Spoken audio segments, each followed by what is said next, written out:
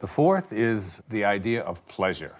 You know, going out with the guys, getting as many dates as you can, having as much fun as you possibly can.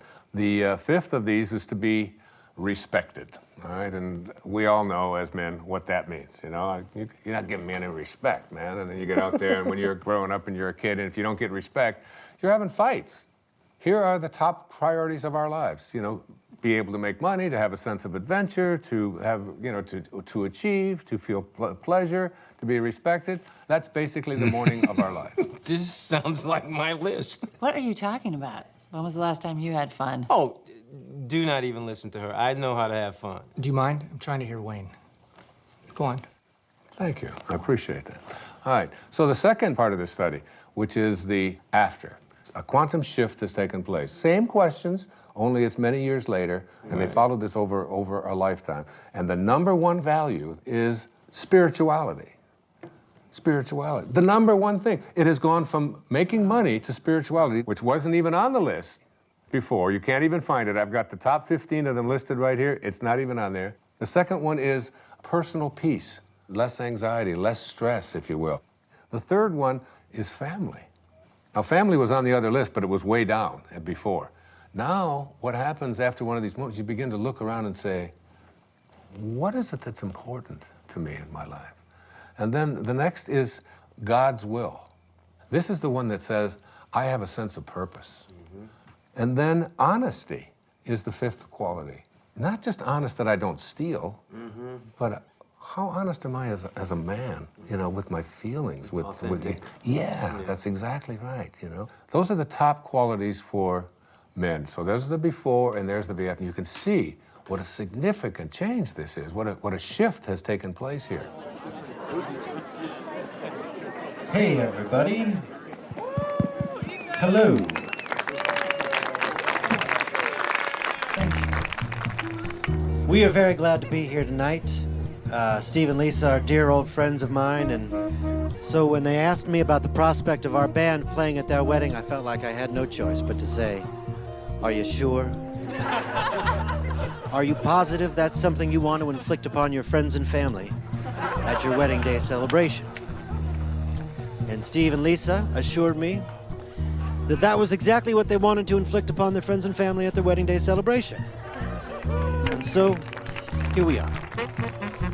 You need a bossy man to love you, a bossy man to hold you close, a bossy man to dress and care for you, a bossy man to take control. You need a man with all the answers, a bossy man who run the show, a bossy man, he pays for everything, he never says I do not know.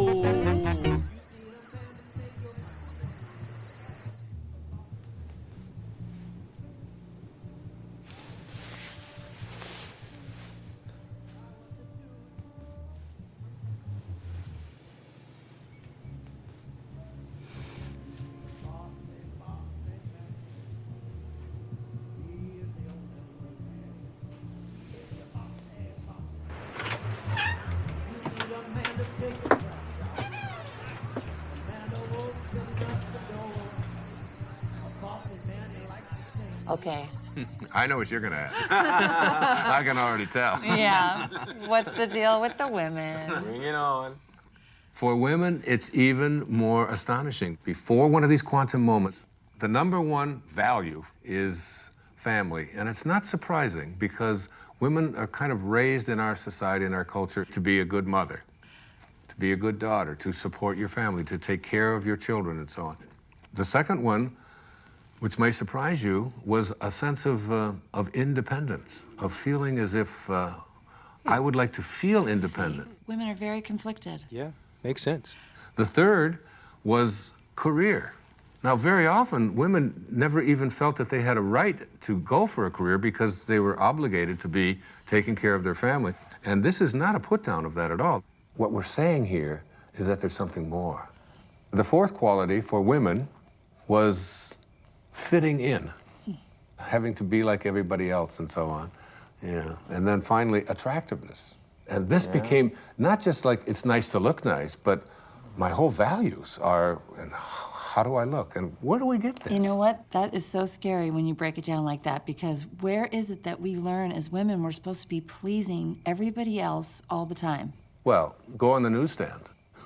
You know, all you see are magazines with pictures of girls with waists this big and, you know, with implants, lots of emphasis on makeup, having the right labels, carrying the right bags and so on. So these became the top qualities or characteristics or values for women before one of these shifts. Well, I hope the after list is better. Their values shift dramatically. The number one value for women after having this experience is right here, is my own personal growth. Now remember, before it was like taking care of everybody else, doing the right thing, fitting in, and now it's all of a sudden, how am I growing as a human being? How do I feel about myself? The second is a sense of self-esteem. Am I worth anything? How do I feel about myself? Am I a valuable human being? The third one is spirituality. My sense of my connectedness to something bigger and greater than myself. And then happiness. Again, this wasn't even on the list. It was almost at the bottom of the list before. How often have women been raised to believe that their happiness isn't an important thing, that doing what they are supposed to do rather than feeling, you know, a sense of, I'm entitled to be happy. And then a very interesting one, it's called forgiveness. This became very important in their lives. Forgiveness. That's good, because then you can forgive all those people that gave you bad information about what you're supposed to be doing. Yeah, there's a whole lot of resentment that begins to take place in people. It's what so many people just go along with. Oh, Right. Joe. This is great. Hey, you're the best. Thank you so much. This is great. We should be filming this. Thank you very much. Good night, guys. You guys did so well in the hike today. Good night. Can I have a glass of water? Of course you can.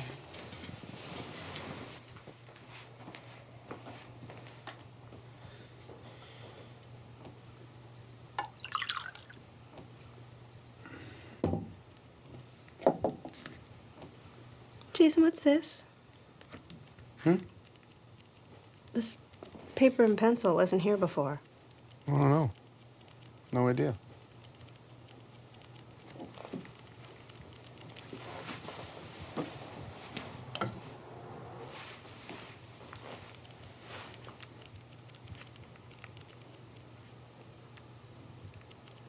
Hey, Jason? I think I'm gonna take a shower. Okay.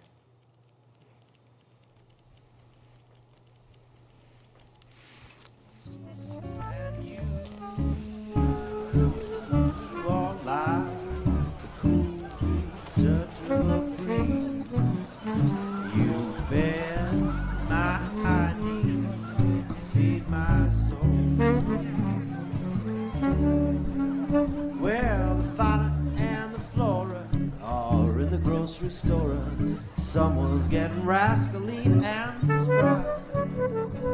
Fauna says to Flora, I really do adore ya. Flora says, I know, tell me why. You are like one hot spot in the sun after a long winter storm.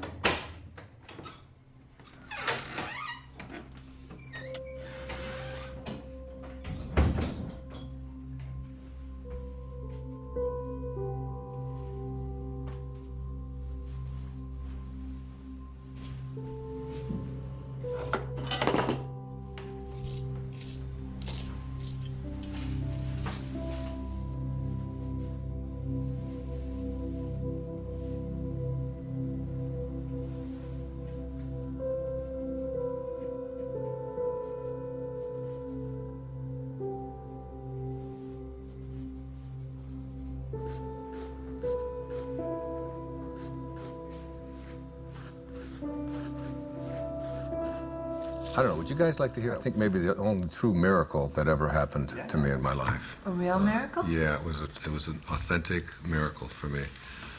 It was a healing that took place that I still can't explain. So it was in the year 2000, and I had taken a group of 25 people on a spiritual tour to Assisi. I've made several visits there. In fact, I wrote an entire book called There's a Spiritual Solution to Every Problem, based upon the prayer of St. Francis. And I lectured for a couple of hours about it, and we all had visited the places where St. Francis had lived and performed so many of his miracles. The next day, we were going to take a tour to a place called